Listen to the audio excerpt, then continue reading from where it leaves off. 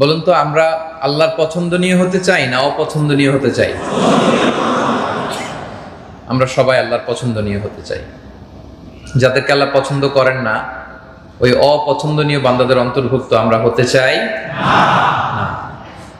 আমরা সরাসরি কোরআন থেকে শুনবো যে কাদেরকে আল্লাহ তাআলা অপছন্দ করেন।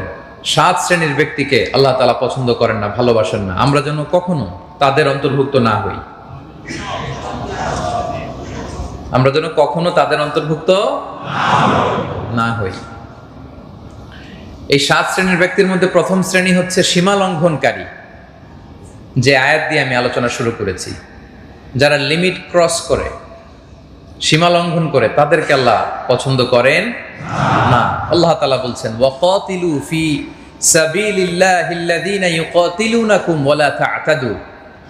যারা তোমাদের বিরুদ্ধে যুদ্ধ করে, তোমরা তাদের বিরুদ্ধে সংগ্রাম করো, লড়াই করো, কিন্তু লড়াই করতে যে ওয়ালা তা'তাদু, সীমা লঙ্ঘন করো না, লিমিট ক্রস করো না।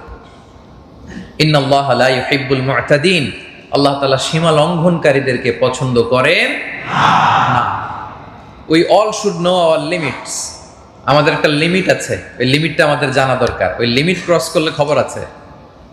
আল্লাহ সব সময় ধরেন না, কিন্তু যখন ধরেন, ইন্না বাতশা রাব্বিকা লাশাদীদ। আল্লাহর পাকড়াও বড় কড়া, ভয়ঙ্কর। আল্লাহর আযাব বড্ড ভয়ঙ্কর। তিনি সব সময় ধরে না, ধরলে ধরে না, ধরলে আল্লাহ অনেক রিমাইন্ডার দিবে, ওয়ার্নিং দিবে, এরপরে ধরবে। কিন্তু যখন ধরবে একেবারে খবর করে ছাড়বে। ঠিক কিনা বলেন? তাহলে আমরা সীমা লঙ্ঘনকারী হব না, ইনশাআল্লাহ বলেন। লিমিট ক্রস করব না, ইনশাআল্লাহ বলেন। এমনকি যুদ্ধের ময়দানে আল্লাহর হাবিব সাল্লাল্লাহু আলাইহি ওয়া আলিহি ওয়াসাল্লাম তিনি ঘোষণা করতেন, খবরদার, নারীদের গায়ে হাত তোলো না, শিশুদের গায়ে হাত তোলো না, বৃদ্ধদের গায়ে হাত তোলো না, উপাসনারত সন্ন্যাসীদের গায়ে হাত তোলো না। যারা তোমাদের বিরুদ্ধে অস্ত্র ধরেনি, তাদের বিরুদ্ধে অস্ত্র ধরো না। সীমা লঙ্ঘন করো না, খবরদার। এটা রাসূল সাল্লাল্লাহু আলাইহি ওয়াসাল্লামের স্পেশাল অর্ডার। এজন্য আমরা সীমা লঙ্ঘন করতে পারবো না। পৃথিবীতে আমাদের আগে যত জাতিগোষ্ঠীকে আল্লাহ তাআলা ধ্বংস করেছেন, তাদেরকে ধ্বংস করার মূল কারণ হচ্ছে সীমা লঙ্ঘন। একবার দুইবার আল্লাহর একটা দুইটা অর্ডার ভায়োলেট করলেই আল্লাহ তাআলা কাউকে শাস্তি দেন না। একবার দুইবার যদি আপনি ভায়োলেট করেন, আল্লাহ শাস্তি দিবেন না। কিন্তু বারবার ওয়ার্নিং দেওয়ার পরেও যখন আপনি লিমিট ক্রস করবেন, সীমা লঙ্ঘন করবেন, আল্লাহ তাআলার পাকড়াওয়ের আওতায় আপনি চলে আসবেন। আমরা যদি খেয়াল করে দেখি, সামুদ জাতির হেদায়েতের জন্য আল্লাহ তাআলা সালেহ আলাইহিস সালামকে পাঠিয়েছিলেন। দাওয়াতের যত মাধ্যম আছে সব কিছু দিয়ে, নানা ভঙ্গিতে তিনি দাওয়াত দিয়েছেন। একটার পর একটা যুক্তি দিয়ে, আয়াত দিয়ে, নিদর্শন দিয়ে দাওয়াত দিয়েছেন, কিন্তু তারা মানে নাই। বারবার রিমাইন্ডার দেওয়ার পরেও মানে নাই। এটা কার? এই রেকর্ডিং করতেছে কে? এটা আপনাদের? ওইটাই নিচে না, আমাদের তো এই দুটো সামনে। জি, নামায় ফেলেন। ওটা বারবার কেন বলতে হয়? All mobile should be down, mobile in pocket. কারো মোবাইল দেখতে পারবো না আমি। বারবার সতর্ক করার পরেও যখন কোন জাতিগোষ্ঠী সীমা লঙ্ঘন করে, তখন আল্লাহ শাস্তি দেয়। তারা বাহানা ধরেছিল যে, সালেহ, তুমি যদি পাহাড়ের ভেতর থেকে একটা 10 মাসের গর্ভবতী উটনি বের করে আনতে পারো, ওই উট যদি এসেই বাচ্চা দেয় এবং দুধ দেয়, ওই দুধ খাওয়ার পরে আমরা তোমাকে নবী হিসেবে মানব। উনি বললেন, খবরদার, এটা দেখানোর পরে যদি ঈমান না আনো, তাহলে কিন্তু খবর আছে। দোয়া করলেন আল্লাহর কাছে, আল্লাহ তাআলা ঠিকই পাহাড় ভেদ করে 10 মাসের প্রেগনেন্ট একটা উটনি বের করে আনলেন। বাচ্চা হলো, দুধ দিল, সবাই দুধ খেলো। দুধ খাওয়ার পরে তারা বলে, সালেহ, তুমি তো অনেক বড় জাদুকর, পাহাড়ের ভেতরে তুমি ম্যাজিক ঢুকাইছো। এখানেই থামে নাই, তারা না কতুল্লাহ, আল্লাহর এই নিদর্শনে উটকে তারা হত্যা করেছে। বলেন, এটা লিমিট ক্রস করছে না? এত কিছু দিয়ে বোঝানোর পরেও, এত নিদর্শন দেওয়ার পরেও, তাদের মন মতো উট দেখানোর পরেও তারা আল্লাহর নিদর্শনকে যখন হত্যা করেছে, তখন আল্লাহ তাদেরকে পাকড়াও করেছেন। রজফা, সয়হা, প্রচন্ড বজ্র নিনাদ, শব্দ নিনাদ। সাইয়েদনা জিবরিল আলাইহিস সালাম এমন এক চিৎকার মেরেছেন, কওমে সামুদের প্রত্যেকে কানের পর্দা ফেটে লাশ হয়ে জমিনে পড়ে গিয়েছে, কারণ তারা সীমা লঙ্ঘন করেছিল। কি করেছিল? এমন আওয়াজ, সাউন্ড গ্রেনেড, শব্দ তরঙ্গ, কানের পর্দা ফেটে সব লাশ, কারণ তারা লিমিট ক্রস করেছে। আদ জাতির হেদায়েতের জন্য আল্লাহ তাআলা হুদ আলাইহিস সালামকে পাঠিয়েছিলেন। তিনিও দাওয়াত দিলেন, বারবার বারবার দাওয়াত দেওয়ার পরেও, সতর্ক করার পরেও যখন তারা থামে না, তখন আল্লাহ তাআলা তাদেরকেও শাস্তি দিলেন। প্রচন্ড শৈত্য প্রবাহ, রিহিন সারসার, প্রচন্ড শৈত্য প্রবাহ দিয়ে পুরো জাতিগোষ্ঠীকে আল্লাহ তাআলা ধ্বংস করে দিলেন। লূত আলাইহিস সালাম কওমে সাদুমের কাছে প্রেরিত হয়েছিলেন, দাওয়াত দিলেন তোমরা পবিত্রতা অর্জন করো। তাদের একটা বদ অভ্যাস ছিল, তারা পুরুষে পুরুষে আসক্ত হতো। তিনি বুঝালেন, নানা ভাবে বুঝানোর পরেও এরা থামে না। আল্লাহ তাআলা ফেরেশতা পাঠালেন পুরুষের আকৃতিতে, তাদের সাথে অপকর্ম করতে চাইলো, তখন আল্লাহ তাআলা শাস্তি দিলেন। তার মানে ভুল করলে, একটা অন্যায় করলে, একটা আদেশ ভায়োলেট করলেই আল্লাহ শাস্তি দেন না। বারবার বারবার সুযোগ দেওয়ার পরেও, সতর্ক করার পরেও যখন কেউ সীমা লঙ্ঘন করে, তখন আল্লাহ তাআলা পাকড়াও করেন। ফাজআলনা আলিয়াহা সাফিলাহা, আপ সাইডকে আল্লাহ তাআলা ডাউন সাইড করে দিয়েছেন। গোটা জমিনটাকে সাইয়েদনা জিবরাইল উঠিয়ে থপাস করে জমিনে আছাড় মেরেছেন। ওয়া আমতারনা আলাইহিম হিজারাতাম মিন সিজিলিন মানদুদ, পাথর বৃষ্টি দিয়ে, অ্যাসিড বৃষ্টি দিয়ে গোটা জাতিগোষ্ঠীকে আল্লাহ তাআলা ধ্বংস করেছেন। আপনি যদি ফেরাউনের কথা দেখেন, ফেরাউনকেও একটা দুইটা অন্যায়ের কারণেই আল্লাহ ধরে নাই। একটা না, দুইটা না, 9টা নিদর্শন আল্লাহ তাআলা দেখিয়েছেন। 9 আয়াত, 9টা নিদর্শন। এরপরও যখন সে মানে না, সীমা লঙ্ঘন করেছে, লিমিট ক্রস করেছে, আল্লাহ তাআলা খেয়াল রাখবেন, কখনো লিমিট ক্রস করাকে আল্লাহ পছন্দ করেন। ইন্নাল্লাহা লা ইউহিব্বুল মুআতাদিন, আল্লাহ তাআলা সীমা লঙ্ঘনকারীদেরকে পছন্দ করে না। 9 বার ওয়ার্নিং দেওয়ার পরেও যখন ফেরাউন শুদ্ধ হয় নাই, শুদ্ধাচারের পথে আসে নাই, আল্লাহ তাআলা তাকে পানিতে ডুবিয়ে মারলেন। ফালইয়াউমা নুনাজ্জিকা বিবাদানিকা লিতাকুনা লিমান খালফাকা আয়া, আল্লাহ বললেন ফেরাউন তোকে ডুবিয়ে মারলাম, আর তোর বডিটাকে আমি গোটা বিশ্বের মানুষের জন্য শুটকি বানিয়ে রাখলাম। সুবহানাল্লাহ পড়বেন না? তাহলে প্রিয় ভাইরা, আমরা যেন সীমা লঙ্ঘন না করি। কুল্লুকুম খাত্তাউন ওয়া খায়রুল খাত্তাইন আত-তাওয়াবুন, আমরা সবাই পাপী, পাপ করলেই আমরা তওবা করব, কিন্তু আমরা সীমা লঙ্ঘন যেন না করি, কারণ আল্লাহ তাআলা সীমা লঙ্ঘনকারীকে পছন্দ করেন। ইন্নাল্লাহা লা ইউহিব্বুল মুআতাদিন। আমরা নানাভাবে, নানা কাজে, নানা ভঙ্গিতে সমাজে সীমা লঙ্ঘন করি। নানা ধরনের সীমা লঙ্ঘন, ক্রসিং দ্য লিমিট আমাদের মাঝে, আমাদের সমাজে আছে না নাই বলেন? আমরা অন্যের অধিকার নষ্ট করে সীমা লঙ্ঘন করি, খারাপ আচরণ করে সীমা লঙ্ঘন করি, আমরা এতিমের হক মেরে দিয়ে সীমা লঙ্ঘন করি, এরকম আছে না নাই বলেন? ভাইয়ের ছেলে মারা গেছে, ভাই মারা গেছে, ভাতিজা বেঁচে আছে, ভাতিজার সম্পদ মেরে দিয়ে আমরা সীমা লঙ্ঘন করি, আছে না নাই? বোনের সম্পদ বোনকে বুঝিয়ে দেই না, ফুফির সম্পদ ফুফিকে বুঝিয়ে দেই না, আছে না নাই? নারীদের ক্ষেত্রে সীমা লঙ্ঘন করি, দায়িত্ব পেলে সীমা লঙ্ঘন করি, ক্ষমতার চেয়ার পেলে সীমা লঙ্ঘন করি, ঠিক কিনা বলেন? আল্লাহ তাআলা সীমা লঙ্ঘনকে পছন্দ করেন। আল্লাহ সব সময় ধরেন না, কিন্তু যখন ধরেন ছাড়েন না। এজন্য এটা আমাদের জন্য রিমাইন্ডার, কোন ক্ষেত্রে আমাদের জীবনে, পারিবারিক কাজে, সামাজিক কাজে, রাষ্ট্রীয় কাজে আমরা যেন সীমা লঙ্ঘন না করি। আমরা অনেকে ইবাদতেও সীমা লঙ্ঘন করি, আছে না নাই? আল্লাহ রাসূল সাল্লাল্লাহু আলাইহি ওয়াসাল্লাম যেভাবে শিখিয়েছেন ওইভাবে ইবাদত করতে হবে, ওইভাবে সালাত পড়তে হবে, ওইভাবে জিকির করতে হবে, ওইভাবে দোয়া করতে হবে। আপনার মন মতো করলে হবে? দেখবেন বাংলাদেশে দেখা যায় জিকির করতেছে, লাফাচ্ছে, গান গাচ্ছে, এরকম আছে না নাই? এগুলো হচ্ছে ইবাদতে সীমা লঙ্ঘন। এটা করা যাবে? আপনার মন মতো ইবাদত করলে হবে। আপনি মধ্যম পন্থার সাথে আল্লাহ রাসূল সাল্লাল্লাহু আলাইহি ওয়াসাল্লাম যেভাবে শিখিয়েছেন ওইভাবে করতে হবে, তাইলে কবুল করবে কে? তাহলে সাবাআতুন লা ইউহিব্বুহুমুল্লাহ, এমন 7 শ্রেণীর ব্যক্তি যাদেরকে আল্লাহ পছন্দ করেন না। এর মধ্যে প্রথম শ্রেণী হচ্ছে আল মুআতাদুন, মানে সীমা লঙ্ঘনকারী। আমরা সীমা লঙ্ঘনকারী হতে চাই না, ঠিক কিনা? তাহলে সীমা লঙ্ঘনকারীকে আল্লাহ তাআলা ভালোবাসেন না বা পছন্দ করেন না।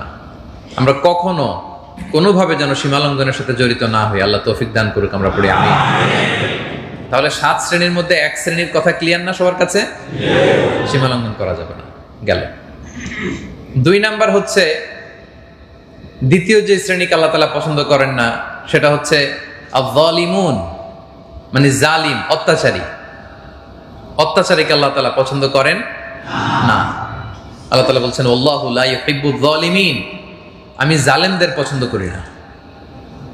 জালেমদেরকে আমি পছন্দ করি না।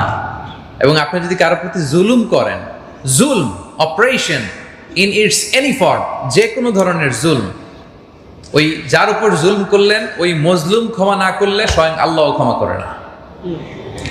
কথা বুঝতে পেরেছেন? মজলুম যদি ক্ষমা না করে আল্লাহও ক্ষমা করবে। আল্লাহ বলবে যার উপর জুলুম করেছো তার কাছ থেকে ক্ষমা। এটা হাক্কুল ইবাদ, হাক্কুল্লাহ, আল্লাহ ক্ষমা করে দিবে। সালাত ফরজ ছিল পড়েন নাই, রোজা রাখেন নাই, ভুল করছেন, আল্লাহ মাফ করবে। কিন্তু আপনি অন্যের হক নষ্ট করেছেন, এটা কি আল্লাহ মাফ করবে? এটা কিন্তু বড্ড ভয়ঙ্কর প্রিয় ভাইরা। আমরা যেন অন্যের অধিকার নষ্ট না করি। তাহলে এটা আমাদের মাথায় রাখতে হবে, মজলুম ক্ষমা না করলে কশ্চিনকালেও আল্লাহ তাকে ক্ষমা করবেন। এবং জুলুম যে আল্লাহ তাআলা হারাম করেছেন শুধু আমাদের জন্য না, সবার জন্য জুলুম হারাম। আমাদের জন্যও হারাম, আল্লাহর জন্যও হারাম। আই রিপিট, আমি আবার বলছি, জুলুম এটা আমাদের উপর যেমনি হারাম, আল্লাহর উপরও হারাম। আল্লাহ নিজেই নিজের উপরে জুলুমকে হারাম করেছেন। আল্লাহু আকবার। হাদিসে কুদসিতে আল্লাহ তাআলা বলেন, ইয়া ইবাদি ইন্নী হারামতু যুলমা আলা নাফসি ওয়া জাআলতুহু বাইনাকুম মুহাররামান ফালা তাযালামু। ও আমার বান্দারা, নিশ্চয় আমি জুলুমকে আমি আল্লাহ আমার নিজের উপর হারাম করেছি এবং এই জুলুমকে তোমাদের উপরও হারাম করেছি, ফলে ফালা তাযালামু, তোমরা একে অপরের উপর জুলুম করো। তাহলে আরেকটা তথ্য জানলাম যে জুলুম শুধু আমাদের জন্যই হারাম না। কার জন্য হারাম? হারাম করেছে কে? আল্লাহ নিজেই নিজের উপর জুলুমকে হারাম করেছেন। আল্লাহ তাআলা বলছেন, ওয়া আন্নাল্লাহা লাইসা বিযাল্লামিন লিল আবিদ, আমি কশ্চিনকালেও আমার কোনো বান্দার উপর আমি জুলুম করি না। কখনো তিনি জুলুম করেন না। এবং যারা দুনিয়াতে জুলুম করেছে, রাসূল সাল্লাল্লাহু আলাইহি ওয়াসাল্লাম বলেন, ইত্তাকু আয-যুলম ফা ইন্না যুলমা যুলুমাতুন ইয়াউমাল কিয়ামাহ, তোমরা জুলুম থেকে বেঁচে থাকো, কেননা জুলুম কিয়ামতের দিন জুলুমাত হবে, মানে অন্ধকার হবে। অন্ধকারচ্ছন্ন হয়ে জালিমের চারদিক থেকে ঘুটঘুটে অন্ধকার করে রাখবে। সে কিছুই দেখবে না, সে পুলসিরাত পার হতে পারবে না, সে সামনে প্রসিড করতে পারবে না। পুরো কিয়ামতের সময়টা তার জন্য অন্ধকার করে রাখবে কে? জুলুম কিয়ামতের দিন জুলুমাত হয়ে যাবে। এবং দুনিয়াতে যারা অন্যের সম্পদ জোর করে ভক্ষণ করেছে, জবরদখল করেছে, এরকম আছে না নাই? আমাদের দেশে এরকম ঘটে না? পাওয়ারফুল, ক্ষমতার দাপট, হ্যাঁ, এর জমি দখল করে ওর জমি কেড়ে নেয়, মিথ্যা দলিল বানায়, এরকম আছে না নাই? বলেন। রাসূল সাল্লাল্লাহু আলাইহি ওয়াসাল্লাম বলেন, মান যালামা কিদা শিবরিন মিনাল আরদ, অন্যের পুরো জমি মেরে দেয়া তো দূরের কথা, কিদা শিবর, 1 বিঘত পরিমাণ জমিন যদি কেউ জুলুম করে অন্যের থেকে খায়, তুবিকাহু মিন 7 আরাদিন, 7 জমিন কিয়ামতের দিন তার ঘাড়ে চাপানো হবে। আল্লাহ বলবে, খাও এবার জনমের মতো, এবার খাও। কয় বিঘত খাইছিল? জোরে বলেন। এই 1 বিঘতের কারণে 7 জমিন, 7 তাবাক জমিন তার কাঁধের উপরে চাপাবে কে? এজন্য খবরদার, ইন্নাল্লাহা লা ইউহিব্বুয যালিমিন, আল্লাহ তাআলা জালিমদেরকে পছন্দ করেন না। এবং রাসূল সাল্লাল্লাহু আলাইহি ওয়াসাল্লাম বড্ড ভয়ঙ্কর কথা বলেছেন। তিনি বলেছেন, ইত্তাকি দাওয়াতাল মাজলুম, তোমরা মজলুমের বদদোয়াকে ভয় করো।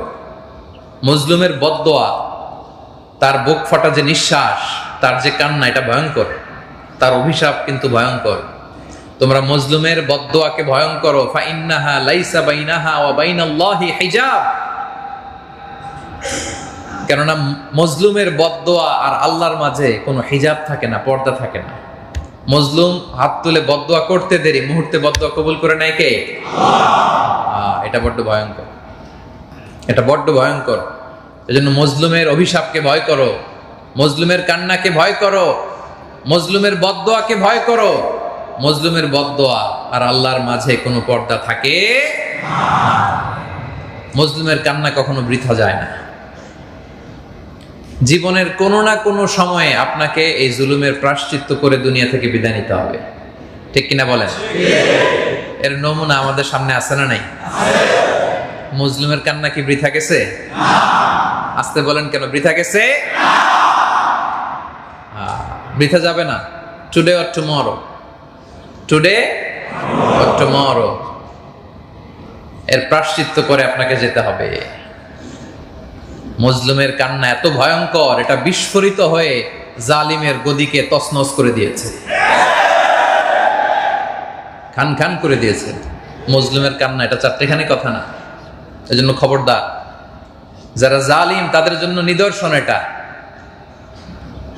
জালিম আর নিদর্শন, এই তো আমাদের আশেপাশে তো অনেক ঘটনা ঘটেছে, আমাদের দেশে ঘটেছে, আমাদের পাশে নেপালে ঘটেছে, আমরা তো নিজেরাই দেখলাম, ঠিক কিনা?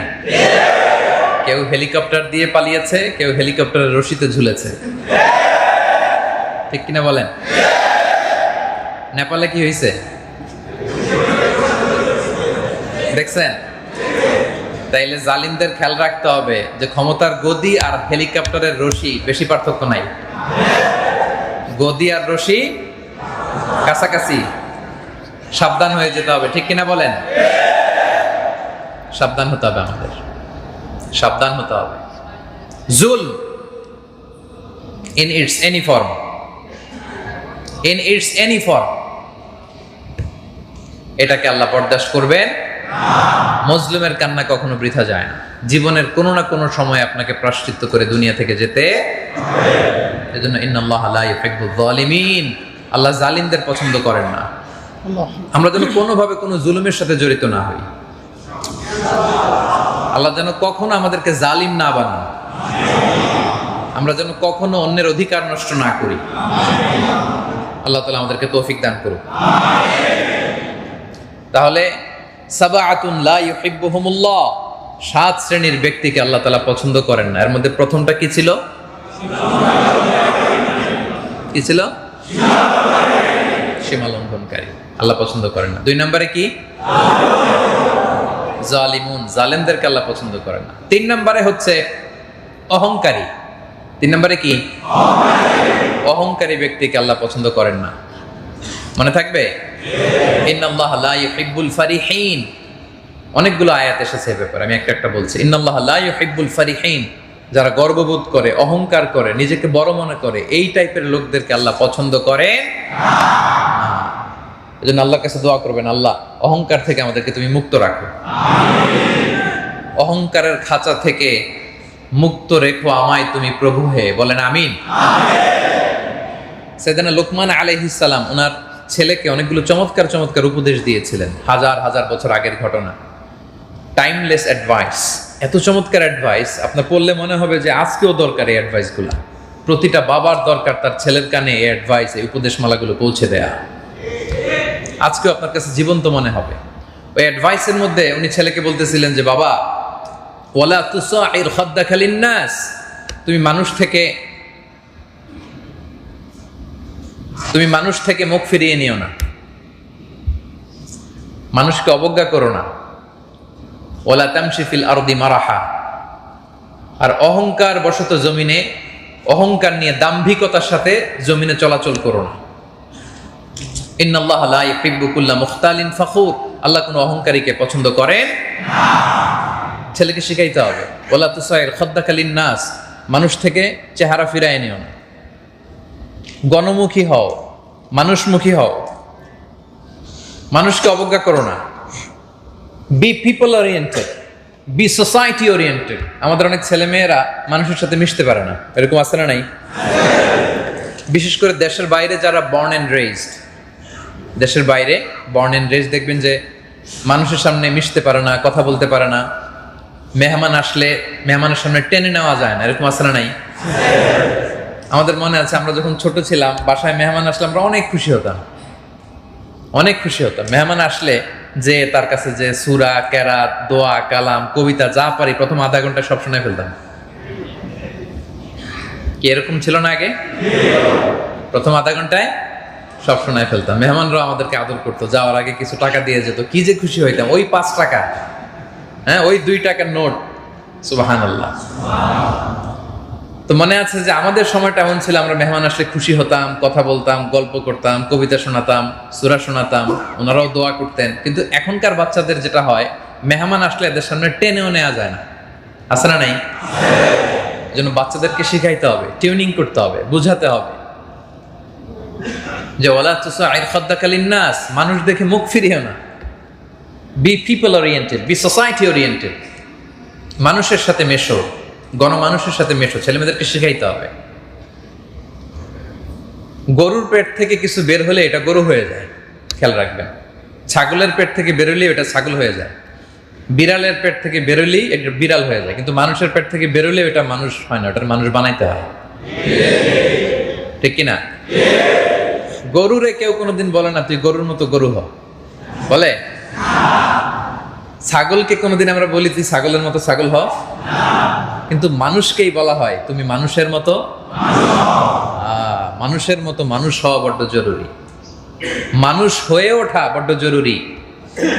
এজন্য সন্তান প্রতিপালনে, প্যারেন্টিং খুব যত্নবান হইতে হবে। আমাদের মায়েদের, বাবাদের শিখাইতে হবে। এই যে লুকমান আলাইহিস সালাম শিখাচ্ছেন, ওয়ালা তুসাইর খাদ্দাকা লিন্নাস,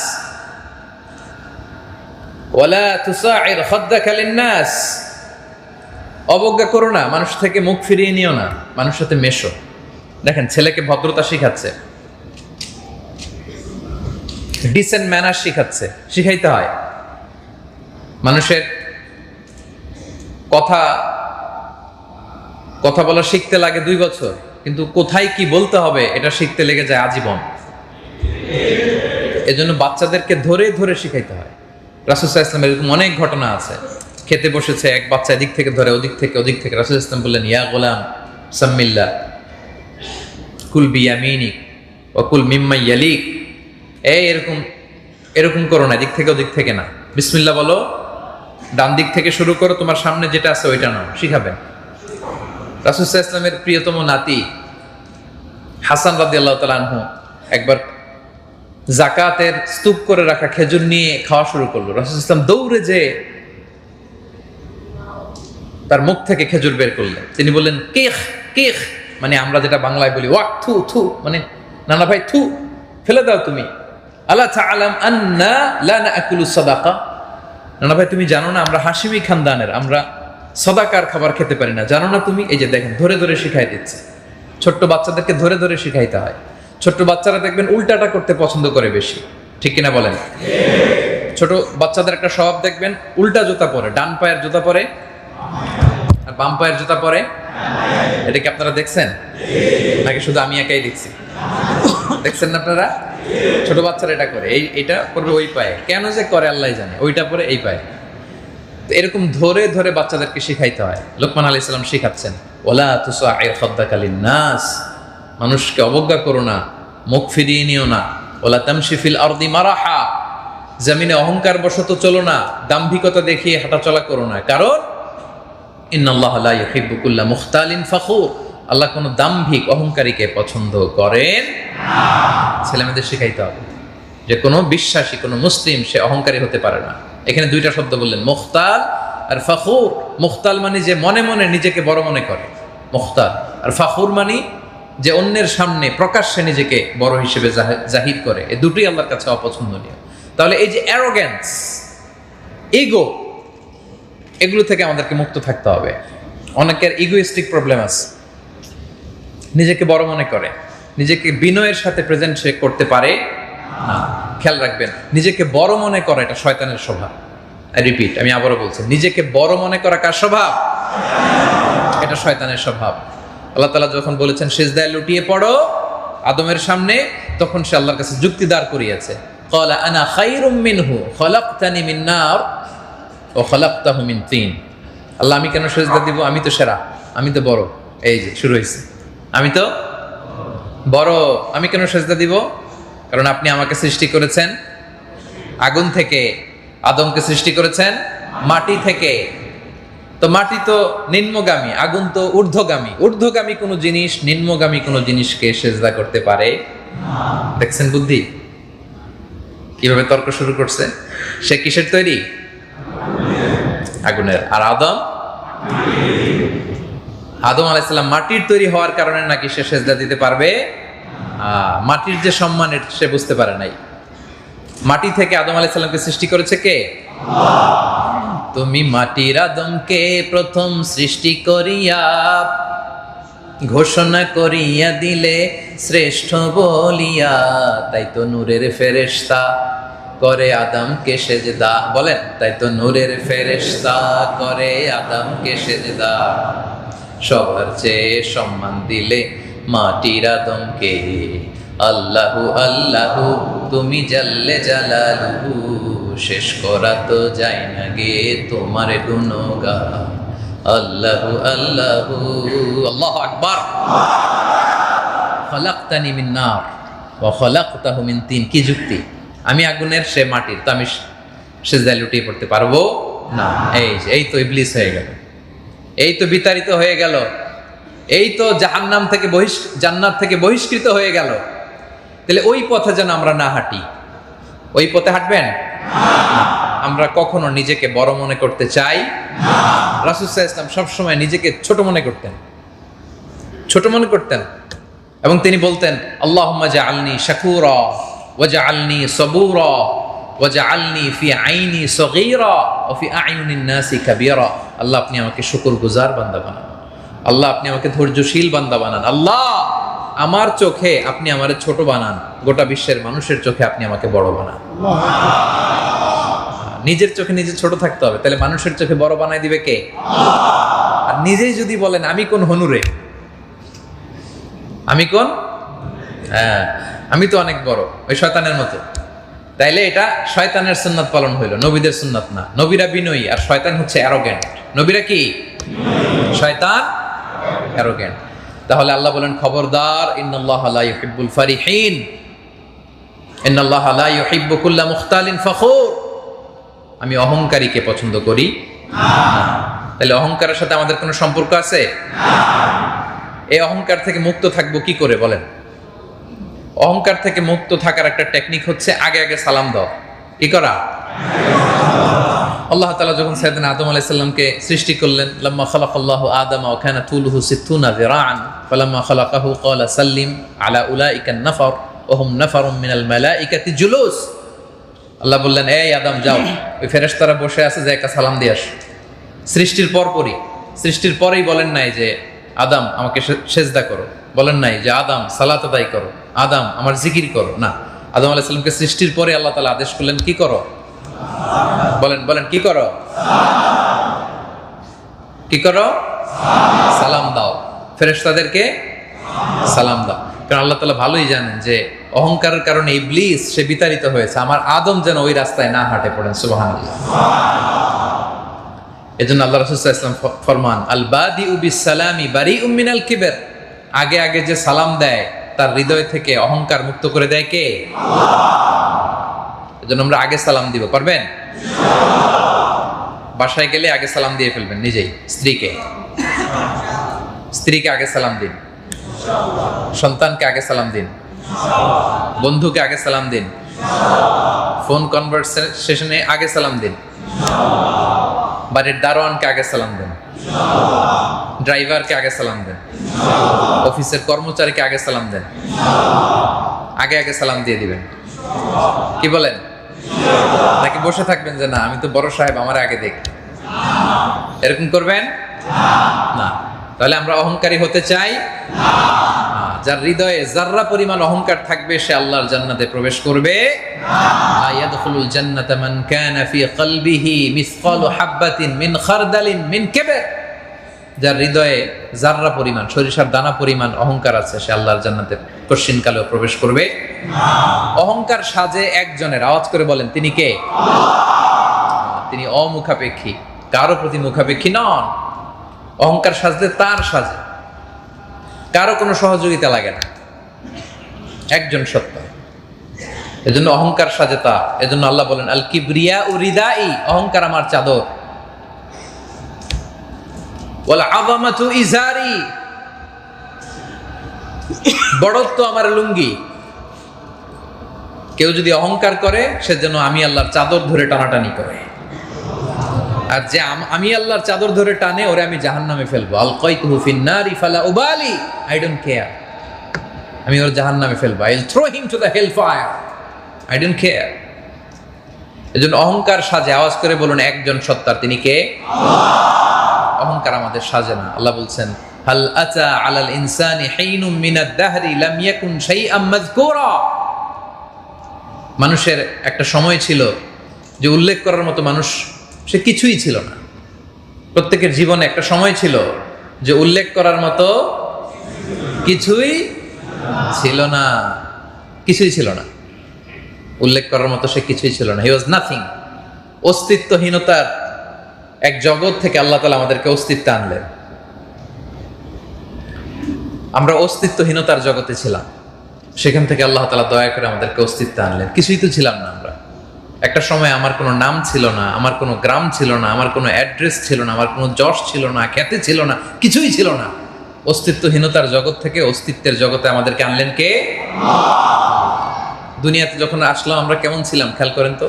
কেউ আমার কোলে না নিলে বসতে পারতাম না, না ধরলে আমরা থাকতে পারতাম না, মুখে খাবার দিলে এদিক দিয়ে পড়ে যায়, যার কোলে উঠি প্রস্রাব পায়খানা করে ভরাই দিতেছি একেবারে, ঠিক কিনা বলেন? কি একটা নাজুক সময় কাটায় আসছি আমরা, খেয়াল করছেন?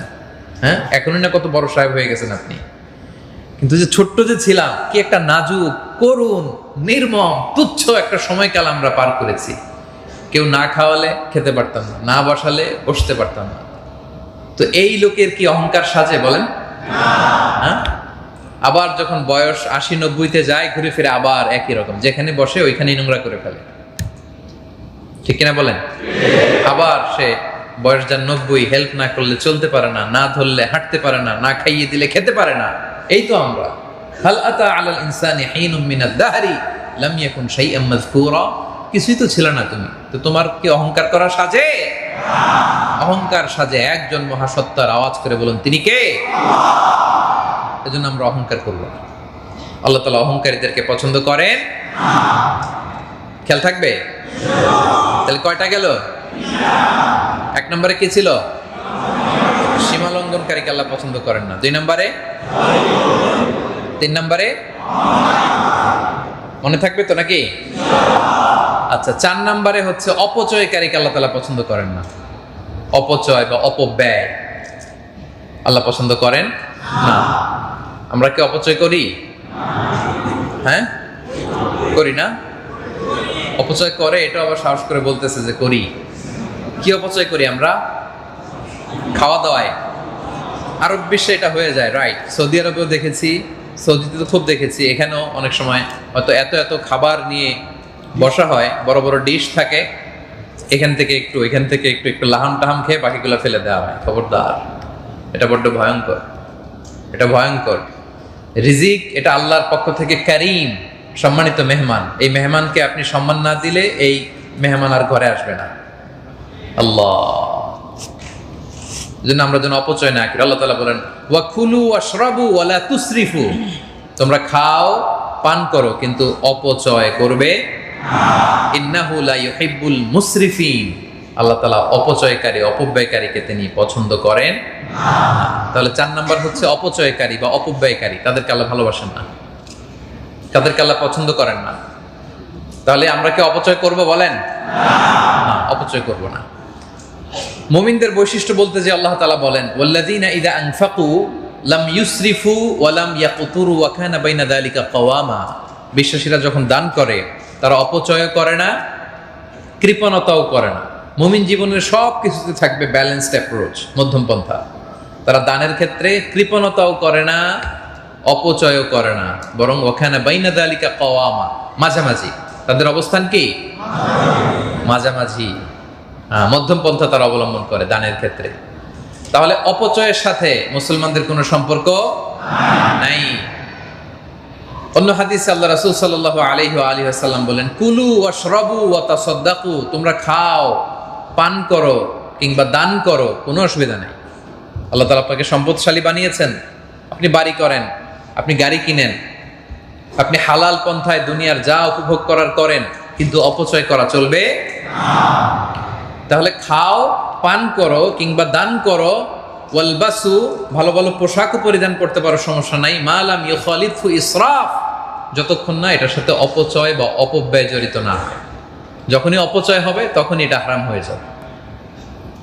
আমার প্রিয় কাতার প্রবাসী ভাইয়েরা, তাহলে আমরা কখনো খাওয়ার ক্ষেত্রে, কেনার ক্ষেত্রে, কোনো ক্ষেত্রে আমরা অপচয় করব না। অন্য আয়াতে আল্লাহ তাআলা বলেন ওয়ালা তুবাযযির তাবযীরা, অপচয় করো না। ইন্নাল মুবাযযিরিনা কানু ইখওয়ানা শায়াতিন, কারণ অপচয়কারী শয়তানের ভাই। অপচয়কারী কার ভাই? শয়তানের ভাই হওয়ার ইচ্ছা জাগে কার কার? হাত তোলেন। কারো ইচ্ছা জাগে? ওয়া কানা শাইতানু লিরাব্বিহি কাফুরা। আচ্ছা, যে শয়তানের ভাই ও নিজেও একটা কি? কথা বুঝতে পারেন নাই? আল্লাহ বললেন যে যে অপচয় করে সে শয়তানের। আচ্ছা, যে শয়তানের ভাই ও নিজেও একটা, আমি বলি নাই কিন্তু আপনারা বলছেন, সে নিজেও একটা। খবরদার, আমরা যেন অপচয় না করি। অপচয়কারীকে আল্লাহ পছন্দ করে না। আল্লাহ রাসূল সাল্লাল্লাহু আলাইহি ওয়া আলিহি ওয়াসাল্লাম একবার ঘরে প্রবেশ করলেন, আম্মা জান আয়েশা রাদিয়াল্লাহু তাআলা আনহার ঘরে। ঘরে ঢুকেই দেখলেন মাটিতে এক টুকরো খুবস, মানে টুকরো রুটি পড়ে আছে। এক টুকরো রুটি পড়ে আছে। ফাওয়াজাদা কিসরাতা খুবজিন মুলকাতিন আলাল আরদি ফাগাদিবান নবী। এই দৃশ্য দেখে আল্লাহ রাসূল সাল্লাল্লাহু আলাইহি ওয়াসাল্লাম রেগে গেলেন। রাসূল সাল্লাল্লাহু আলাইহি ওয়াসাল্লাম কি করলেন? রেগে গেলেন। রাসূল সাল্লাল্লাহু আলাইহি ওয়াসাল্লাম কখনো নিজের ব্যক্তিগত কারণে রাখতেন না, কখনো না, নেভার এভার। ওনাকে কেউ ফিজিক্যাল টর্চার করেছে, মেন্টালি টর্চার করেছে, গালি দিয়েছে, এই করেছে, সেই করেছে, উনি রাখতেন না। কিন্তু যখনই আল্লাহর কোনো বিধান লঙ্ঘিত হতো আল্লাহর হাবিব রেগে যেতেন। ঘরে ঢুকেই দেখলেন যে এক টুকরো রুটি জমিনে পড়ে আছে, দেখে রাসূল সাল্লাল্লাহু আলাইহি ওয়াসাল্লাম রেগে গেলেন।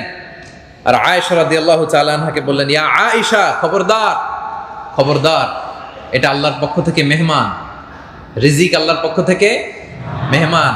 এটা যখন তোমার ঘরে আসে, এটাকে যখন তুমি সম্মান করবে না, এই মেহমান তোমার ঘরে আর কখনো প্রবেশ করবে না। তুমি এটার গুরুত্ব দাও নাই, এটা আর তোমার ঘরে আসবে না। আল্লাহ রিজিক কেড়ে নিবে। রিজিক দেওয়ার মালিক কে? আল্লাহ। তুমি খবরদার, রিজিক নষ্ট করো না, অপচয় করো না। দেখেন এক টুকরো রুটি জমিনে পড়ে থাকাতে রাসূল সাল্লাল্লাহু আলাইহি ওয়াসাল্লাম রেগে গেলেন। আর আমরা কি পরিমাণে অপচয় করি বলেন? আপনারা তো বললেন যে ডিশের পর ডিশ আমরা ফেলে দেই না খেয়ে, এদিক দিয়ে একটু ধরলাম, ওদিক দিয়ে খেলাম, এরপরে এগুলো করা যাবে? তাহলে অপচয়ের সাথে আমাদের সম্পর্ক নাই।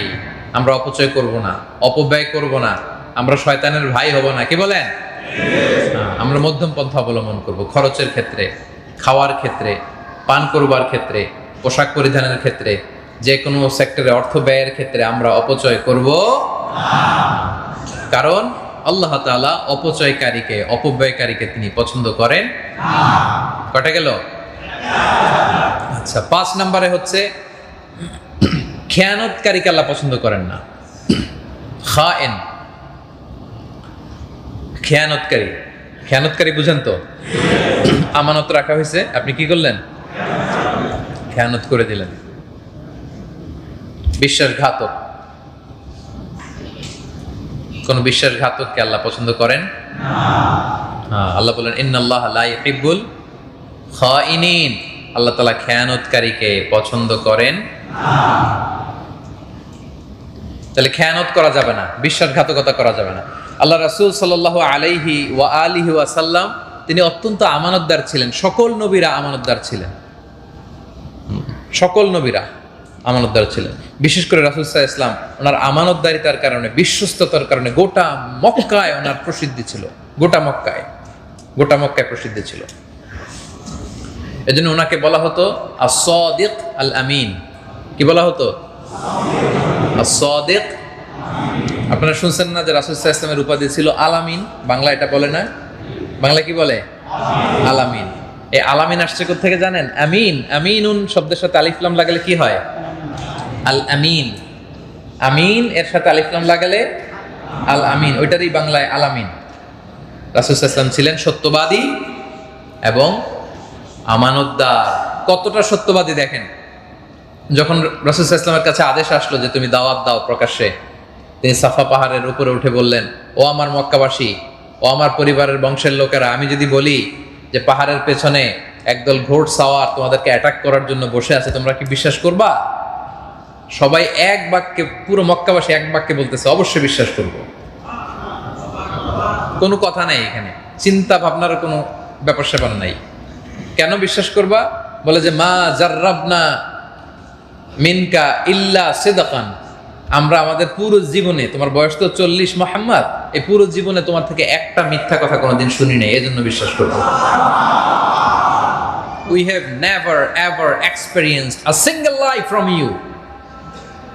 তোমার গোটা জিন্দেগিতে একটা মিথ্যা শুনি নাই, এজন্য বিশ্বাস করবো। দেখেন as-সাদিক আল আমিন, আমানতদার। কত আমানতদার! লোকজন সবাই রাসূল সাল্লাল্লাহু আলাইহি ওয়াসাল্লামের ঘরে আমানত রেখে যেত, রাসূল সাল্লাল্লাহু আলাইহি ওয়াসাল্লামের বাসায় এসে আমানত রেখে যেত। মুশরিক, ধর্মে ছিল মুশরিক, কিন্তু আমানত রাখতো কার কাছে? রাসূলুল্লাহ সাল্লাল্লাহু আলাইহি ওয়া সাল্লামের কাছে। চিন্তা করতে পারেন, রাসূল সাল্লাল্লাহু আলাইহি ওয়াসাল্লামের আদর্শ ধারণ করতেছে না, গ্রহণ করতেছে না, কিন্তু আমানত রেখে যায়। দল করে আবু জাহেলের, দল করে কার? আমানত রাখে কার কাছে? কারণ এটা খুব ভালো করেই জানে যে আবু জাহেলের কাছে যদি টাকার বাক্স রেখে যায়, টাকাও যাবে, বাক্স, টাকাও শেষ, টাকার বাক্স, এটা খুব ভালো করেই জানে। এজন্য মুহাম্মদ সাল্লাল্লাহু আলাইহি ওয়াসাল্লামের কাছে আমানত রেখে যায়। এবং হিজরতের সময় রাসূল সাল্লাল্লাহু আলাইহি ওয়াসাল্লাম আলী রাদিয়াল্লাহু তাআলা আনহুকে রেখে গিয়েছিলেন যে আলী, আমি আর আবু বকর চলে গেলাম, তুমি কয়েকদিন পরে যেও, কারণ মক্কাবাসীদের এত এত আমানত আমার ঘরে, এগুলো তো বুঝাই দিতে হবে। আল্লাহু আকবার। সাইয়েদনা আলী রাদিয়াল্লাহু তাআলা আনহু টানা 3 দিন মক্কাবাসীদের আমানতগুলো তাদের হাতে পৌঁছাতে সময় লেগেছিল। 3 দিন। কয়দিন? as-সাদিক আল আমিন, as-সাদিক আল আমিন। এবং মক্কাবাসীরা কোনো ঝগড়া লাগলেই, বিরোধে জড়ালেই রাসূল সাল্লাল্লাহু আলাইহি ওয়াসাল্লামকে দেখলে তারা বলতো জা আমিনুন রাদিনা বিহ, এই তো আলামিন চলে আসছে, তাহলে আর সমস্যা নেই, উনি ফয়সালা করে দিবে। সুবহানাল্লাহ। আপনারা কাবা ঘর যখন পুনর্নির্মাণ করা হয়, তখন হাজরুল আসওয়াদ, ব্ল্যাক স্টোন একটা পাথর আছে না, যেখানে কিস করতে হয়, চুমু দিতে হয়, জানেন না এটা? তো পুনর্নির্মাণের সময় ব্ল্যাক স্টোন কর্নার থেকে এই হাজরুল আসওয়াদকে সরিয়ে এক জায়গায় রাখা হলো। কাবা পুনর্নির্মাণ করা হলো, এবার ওই পাথরটাকে এনে জায়গা মতো রাখা হবে। এখন কে রাখবে, এই নিয়ে মক্কার মধ্যে বিরোধ।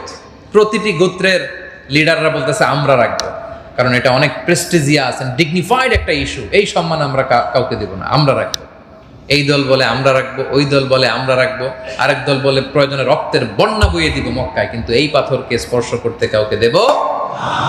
পাথর কয়টা? পাথর। আর 4 গোত্রের 4 জাতীয় নেতা, তারা বলে যে আমরা অন্য কাউরে ধরতে দেব না। তা এখন এটার তো কোনো সমাধান নাই। ইন দ্য মিন টাইম রাসূল সাল্লাল্লাহু আলাইহি ওয়াসাল্লাম যখন আসছে, এবার সবাই খুশি, বলে যা আমিনুন রাদিনা বিহ, এই তো আলামিন আসছে, সেই ফয়সালা দিবে।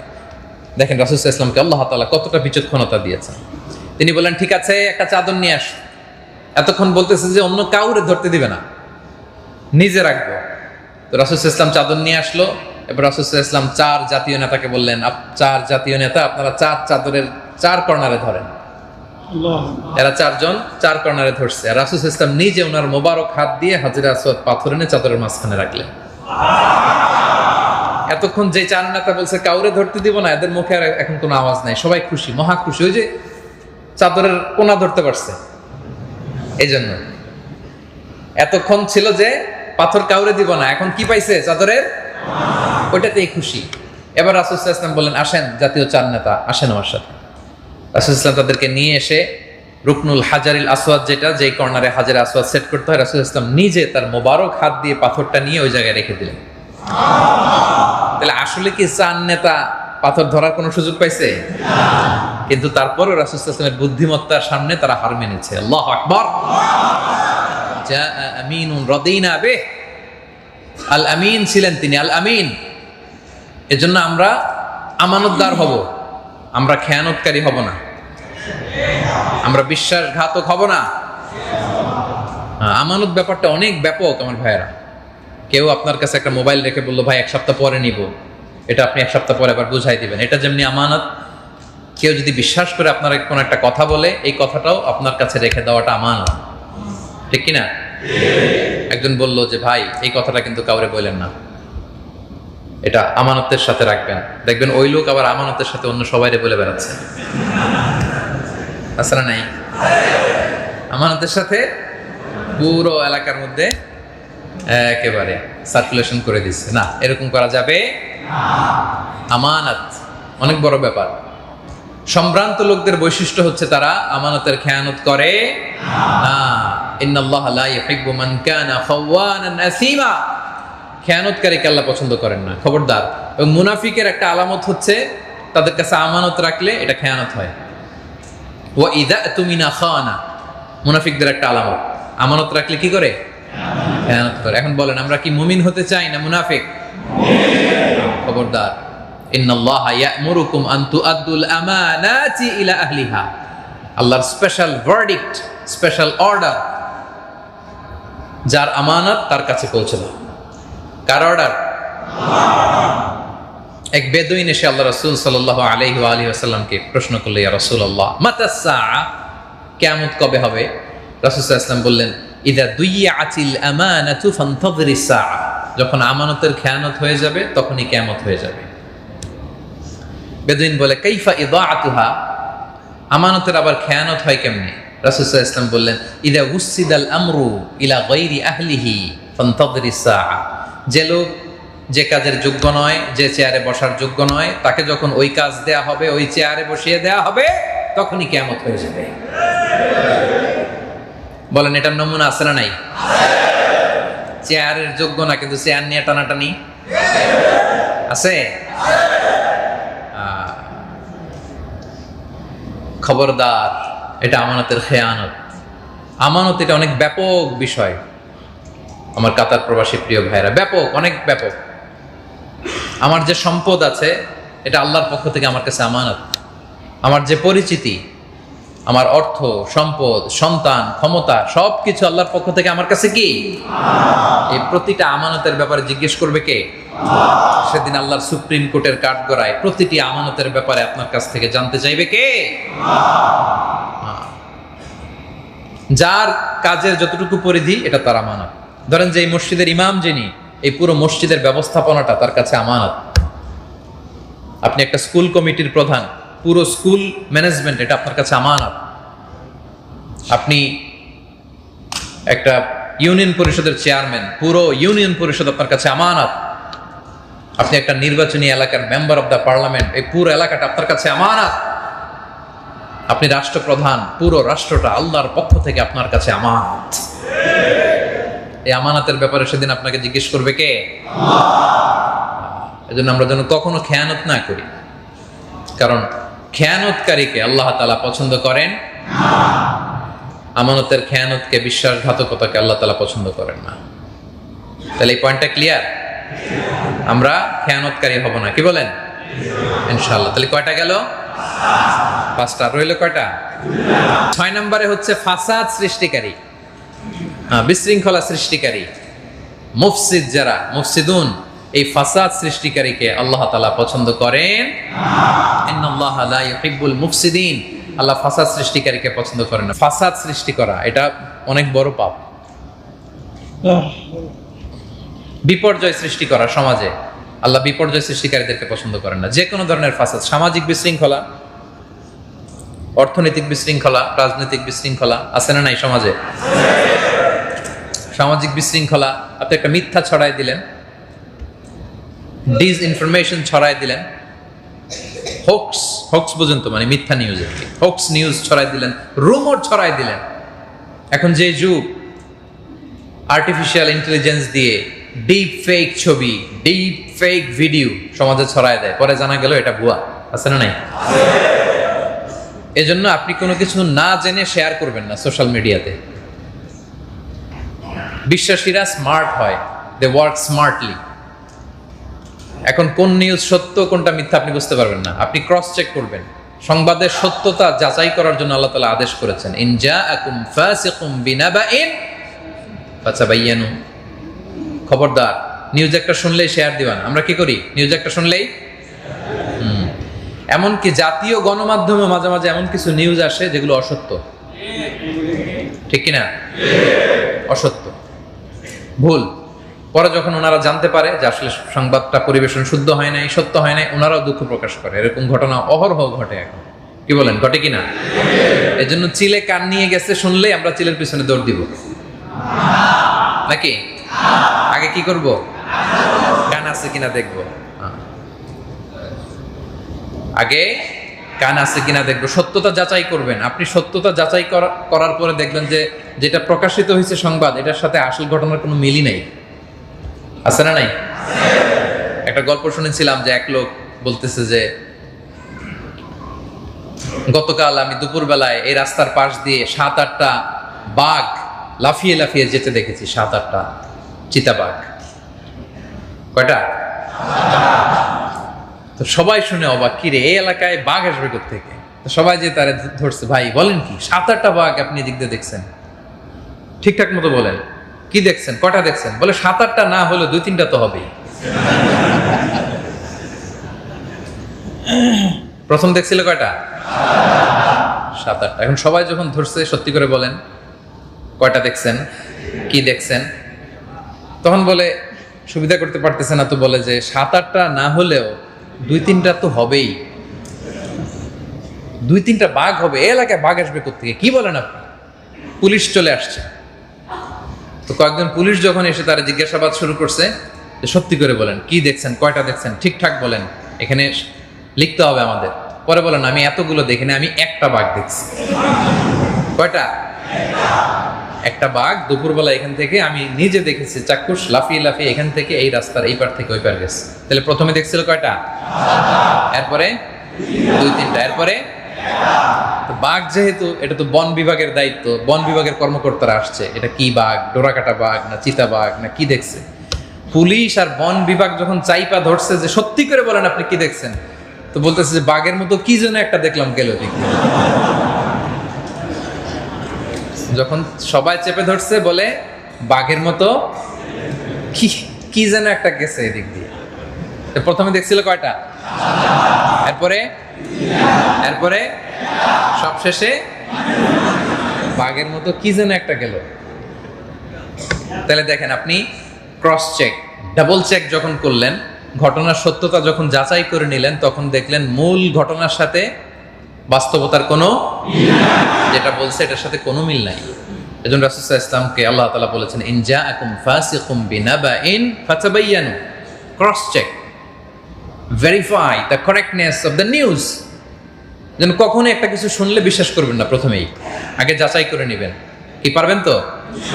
আর যখনই যাচাই বাছাই না করে আপনি শেয়ার দিলেন, আপনার মতো যারা আছে এরা আবার আপনার থেকে শেয়ার দিল, এই মিথ্যা নিউজ, এই ফাসাদ, এই বিশৃঙ্খলা সমাজে ছড়ায় পড়ে। ঠিক কিনা বলেন? এরকম বিশৃঙ্খলা সৃষ্টিকারীদেরকে আল্লাহ তাআলা পছন্দ করেন। তাহলে এটা হলো সামাজিক বিশৃঙ্খলা। আপনি যদি অর্থনৈতিক বিশৃঙ্খলার কথা দেখেন, মজুদদারি, কালোবাজারি আছে না নাই? পণ্যের কৃত্রিম সংকট তৈরি করে সমাজে অর্থনৈতিক বিশৃঙ্খলা তৈরি করে একদল, আছে না নাই? দেশের টাকা বিদেশে পাচার করে দেশকে ভঙ্গুর করে দেয় একদল, আছে না নাই? এগুলো অর্থনৈতিক বিশৃঙ্খলা। এগুলো সবগুলো মুফসিদুন। এই মুফসিদিন যারা সমাজে অস্থিরতা, বিশৃঙ্খলা, ফাসাদ যারা তৈরি করে, তাদেরকে আল্লাহ তাআলা পছন্দ করে। এরপরে রাজনৈতিক বিশৃঙ্খলা আছে না নাই? দলান্ধ হয়ে, দেশপ্রেম নাই, গণমানুষের চাহিদার কথা চিন্তা নাই, শুধু নিজের লাভের জন্য আপনি যা মনে চায় করলেন, শোডাউন করলেন, মিছিল করলেন, ভাঙচুর করলেন, অরাজকতা তৈরি করলেন। এগুলোর সাথে ইসলামের কোনো সম্পর্ক, কোন ধরনের ফাসাদ ইসলাম টলারেট করে না। কারণ আল্লাহ তাআলা স্পষ্ট বলেছেন, ইন্নাল্লাহা লা ইউহিব্বুল মুফসিদিন। আল্লাহ তাআলা ফাসাদকারীদেরকে, বিশৃঙ্খলাকারীদেরকে পছন্দ করেন। দেখবেন যে একদল এগুলো করবে, কিন্তু এদেরকে বললে বলে যে আমরাই ভালো কাজ করতেছি, আছে না নাই? এটা রাসূল সাল্লাল্লাহু আলাইহি ওয়াসাল্লামের যুগেও ছিল। ওয়া ইযা কিলা লাহুম লা তুফসিদু ফিল আরদি ক্বালু ইন্নামা নাহনু মুসলিহুন। মুনাফিকদেরকে যখন বলা হতো যে তোমরা জমিনে ফাসাদ সৃষ্টি করো না, বলে আরে ফাসাদ সৃষ্টি করি মানে আমরাই তো ভালো, আমরাই তো সমাজের সবচেয়ে ভালো কাজটা করি, আমাদের চেয়ে শ্রেষ্ঠ কেউ আছে নাকি? আমাদের চেয়ে বড় দেশপ্রেমিক আছে নাকি? আমরাই তো দেশপ্রেমিক, হ্যাঁ, আমরাই তো সবকিছুর অধিকারী, এরকম আছে না নাই? আমরাই ভালো। আল্লাহ বলেন, আলা ইন্নাহুম হুমুল মুফসিদুনা ওয়ালাকিন লা ইয়াশউরুন। সাবধান, জেনে রাখো, ওরাই ফাসাদকারী, ওরাই ফাসাদকারী। এজন্য ফাসাদের সাথে, বিশৃঙ্খলার সাথে আমাদের কোনো সম্পর্ক ইসলাম এই বিশৃঙ্খলাকে টলারেট করে না। ওয়াল ফিতনাতু আকবারু মিনাল কতল, ফিতনা তৈরি করা, ফিতনা সৃষ্টি করা, বিশৃঙ্খলা, অস্থিরতা তৈরি করা, এটা হত্যার চেয়েও জঘন্যতম অপরাধ। কারণ ইসলাম হচ্ছে শান্তির ধর্ম। কিসের ধর্ম? তাহলে বিশৃঙ্খলা, ফাসাদ, এটার সাথে ইসলামের সম্পর্ক নাই। তাহলে 6 নম্বরে যেটা জানলাম, ফাসাদ সৃষ্টিকারী, বিশৃঙ্খলা সৃষ্টিকারীকে আল্লাহ তাআলা পছন্দ করেন না। এই বিশৃঙ্খলা, ফাসাদ, ফিতনা সৃষ্টি থেকে আল্লাহ তাআলা আমাদেরকে হেফাজত করুক, পড়েন আমিন। কয়টা গেল? 7 নাম্বার হচ্ছে মন্দ কথার, বাজে কথা, অশ্লীল কথার প্রচারণা আল্লাহ তাআলা বড্ড অপছন্দ করেন। কেউ যেন অশ্লীল কথা বলে না বেড়ায়, মন্দ কথা বলে না বেড়ায়, খারাপ কোনো কথা বলে না বেড়ায়। যারা এই মন্দ কথার প্রচারক, তাদেরকে আল্লাহ তাআলা পছন্দ করেন না। আল্লাহ তাআলা বলছেন লা ইউহিব্বুল্লাহুল জাহরা বিসসুই মিনাল কওলি ইল্লা মান যালিম। খারাপ কথা, অন্যায় কথা, এগুলো সমাজে স্প্রেড হোক, এটা আল্লাহ চায় না। কেউ যদি মাজলুম হয়, সে বলে কোনো বিষয়, সেটা ভিন্ন কথা, কিন্তু কোনো মন্দ কথার প্রচারণা, প্রসার, স্প্রেডিং সমাজে হোক, এটা আল্লাহ তাআলা পছন্দ করেন না।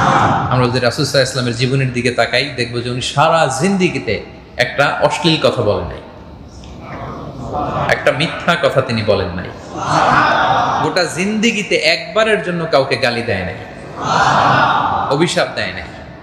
সুবহানাল্লাহ। মা কানা রাসূলুল্লাহি সাল্লাল্লাহু আলাইহি ওয়াসাল্লাম সাব্বাবান ওয়ালা ফাহাশান ওয়ালা লাআনান। কখনো গালি দেয় নাই কাউকে, কখনো কটু কথা বলে নাই, অশ্লীল কথা বলে নাই, কখনো কাউকে লানত করে নাই। সুবহানাল্লাহ পড়বেন না? এবং যারা এই মন্দ কথা, মন্দ কাজ, অশ্লীলতার প্রচার প্রসার সমাজে করতে চায়, তাদের জন্য কঠিন আযাবের বন্দোবস্ত করে রেখেছেন কে?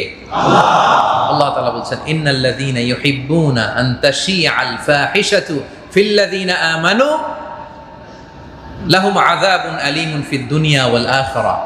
যারা চায় বিশ্বাসীদের মধ্যে ফাহিশা, অশ্লীলতা ছড়িয়ে পড়ুক, তাদের জন্য দুনিয়া এবং আখিরাতে মর্মন্তুদ শাস্তি প্রস্তুত করে রেখেছে কে? বলেন, আমাদের সমাজে অশ্লীলতা আছে না নাই? নানাভাবে, নানাভাবে, নানা ফর্মে এই অশ্লীলতা, নাটকের নামে, গানের নামে, সিনেমার নামে, ওটিটি প্ল্যাটফর্মের নামে, ইউটিউবের নামে, আছে না নাই? অশ্লীলতার ছড়াছড়ি নানা ফরম্যাটে। কাছে আসার গল্প, ক্লোজ আপ ওয়ান, শুনছেন? যে জিনা থেকে আল্লাহ তাআলা দূরে থাকতে বলেছেন, এই জিনার প্রশিক্ষণ হয় ওখানে। ক্লোজ আপ ওয়ান, কাছে আসার গল্প। আল্লাহ বলেছেন কাছেও এসো না, ওয়ালা তাকরাবুস, আর ওরা প্রোগ্রামের নাম দিয়েছে কাছে আসার। তোমাকেই খুঁজছে বাংলাদেশ। যেই নারী যত বস্ত্রহীন হতে পারে, সে নাকি তত সাহসী নারী। নাউজুবিল্লাহ পড়বেন না সবাই?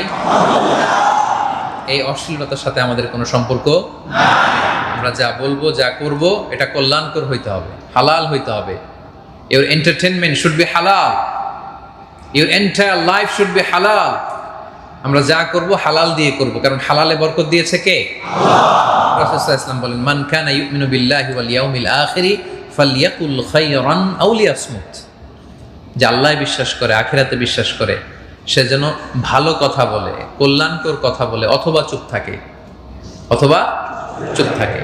তাহলে কোনো অশ্লীলতার সাথে, মন্দ কথার সাথে আমাদের কোনো সম্পর্ক নাই। আল্লাহ তাআলা আমাদের সবাইকে হেফাজত করুক, আমরা পড়ি আমিন। তাহলে কয়টা গেল প্রিয় ভাইরা? 1 নম্বরে কি ছিল? মনোযোগ আছে না? কি জন্য মোবাইল পকেটে ঢুকাইছে এবার বুঝতেছেন? এখন এটা ক্লাস হয়ে গেছে, একটা কি হয়ে গেছে? জিজ্ঞেস করতেছি, সব ফরফর করে বলে দিতেছি। আর যদি মোবাইল নিয়ে ভাবিরা দেখাইতে নেই যে দেখো আচারি হুজুর, তাইলে আলোচনাও শেষ, পয়েন্টও সব শেষ। এজন্য তাফসীর প্রোগ্রামগুলোকে এরকম ক্লাসের সিস্টেমে নিয়ে আসতে হবে। ভেরি ইন্টারেক্টিভ সেশন হইতে হবে, 1 to 1, brain to brain connectivity হইতে হবে।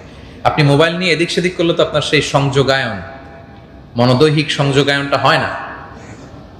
তাহলে যেই 7 শ্রেণীর ব্যক্তিকে আল্লাহ পছন্দ করেন না, সাবাআতুন লা ইউহিব্বুহুমুল্লাহ, যাদেরকে আল্লাহ পছন্দ করেন না, তাদের 1 নাম্বার হচ্ছে অহংকারীকে পছন্দ করেন না। 2 নম্বরে জালিম, জালিম অত্যাচারীকে আল্লাহ পছন্দ করেন না। 3 নম্বরে দেখছেন সব মুখস্থ। জি 3 নম্বরে কি? অহংকারী ব্যক্তিকে আল্লাহ তাআলা পছন্দ করেন না। 4 নম্বরে অপচয়কারী, অপব্যয়কারী ব্যক্তিকে আল্লাহ পছন্দ করেন না। 5 নম্বরে খেয়ানতকারী, বিশ্বাসঘাতকতা করা, খেয়ানত করা, এটাকে আল্লাহ পছন্দ করেন না। 6 নম্বরে ফাসাদ সৃষ্টিকারী, তো পুরো কম্পিউটারের ব্রেন দেখা যায়। আলহামদুলিল্লাহ। 7 নম্বরে মন্দ কথার প্রচারকারী, অশ্লীল কথা, মন্দ কথা, এগুলোর প্রচারকে আল্লাহ পছন্দ করেন না। এগুলোর সাথে আমাদের সম্পর্ক আছে? এগুলোর সাথে আমরা নিজেদেরকে জড়াবো? এগুলো থেকে আমরা বেঁচে থাকবো ইনশাআল্লাহ বলেন। হাত উঁচু করেন, আমি এক একটা বাক্য বলবো, বাক্য শেষে বলবেন ইনশাআল্লাহ। আমরা সীমা লঙ্ঘন করব না, আমরা জুলুম করব না, আমরা অহংকারী হব না, আমরা অপচয় করব না, আমরা খেয়ানতকারী হব না, আমরা সমাজে ফাসাদ বিশৃঙ্খলা সৃষ্টি করব না, আমরা কোনো অশ্লীলতা মন্দ কথাকে সমাজে প্রচার করব না। আল্লাহ তাআলা আমাদের সবাইকে কথাগুলো বোঝার আমল করার তৌফিক দান করুন। হাযা মা ইনদি ওয়াল ইলমু ইনদাল্লাহি আলাইহি তাওয়াক্কালতু ওয়া ইলাইহি উনীব। সুবহানাকাল্লাহুম্মা ওয়া বিহামদিকা আশহাদু আল্লা ইলাহা ইল্লা আনতা আস্তাগফিরুকা ওয়া আতুবু ইলাইক। মাশাআল্লাহ, অনেক সুন্দর সুশৃঙ্খল ভাবে আজকে আপনারা আলোচনা শুনেছেন। আমি আবারও অন্তরের অন্তঃস্থল থেকে ধন্যবাদ জানাই, মোবারকবাদ জানাই। উঠবেন না, কথা ছিল কেউ উঠবেন না। কে কে উঠতেছে আমি দেখতেছি, ওই যে বসুন। 2 মিনিটের মধ্যে এখনই আমরা একসাথে বিদায় নিব, খুব সুশৃঙ্খল ভাবে বিদায় নিব ইনশাআল্লাহ। আমার প্রিয় ভাইরা, আল্লাহ তাআলা কাতারে আমাদের রিজিকের ব্যবস্থা করেছেন, আলহামদুলিল্লাহ পড়েন। এজন্য কাতার গভর্নমেন্টের প্রতি আমরা শুকরিয়া জানাই। এবং এখানকার যত রুলস এন্ড রেগুলেশন আছে, নিয়ম কানুন, আপনি যে কোম্পানিতে কাজ করেন সেটার নিয়ম, এই দেশের নিয়ম, এই নিয়মগুলো আমরা মেনে চলবো, কি বলেন? আমাদের দ্বারা এই দেশের একটা আইনেরও লঙ্ঘন হবে না ইনশাআল্লাহ। এদেশের স্থানীয় সকল নিয়ম মেনে চলবেন তো? আল্লাহ আমাদের সবাইকে কথাগুলো বোঝার আমল করার তৌফিক দান করুক। আমরা একসাথে বিদায় নিব। যতগুলো কথা বলেছি কোরআন সুন্নাহর আলোকে বলেছি, বানিয়ে কিছু বলি নাই। তারপরেও আমার মনের অজান্তে কোনো মিস ইনফরমেশন যদি মুখ ফসকে বেরিয়ে যায়, সেগুলো যেন আল্লাহ তাআলা আপনাদের স্মৃতিপট থেকে মুছে দেয়, আমরা পড়ি আমিন। সত্য, সুন্দর, কল্যাণকর, হকের পক্ষে যা বলেছি তার সবটুকু আল্লাহ তাআলা আমাকে এবং আপনাদের সবাইকে আমলের তৌফিক দান করে, আমরা পড়ি আমিন। আল্লাহ তাআলা আপনাদের সবাইকে ভালো রাখুন, সুস্থ রাখুন, নিরাপদে রাখুন।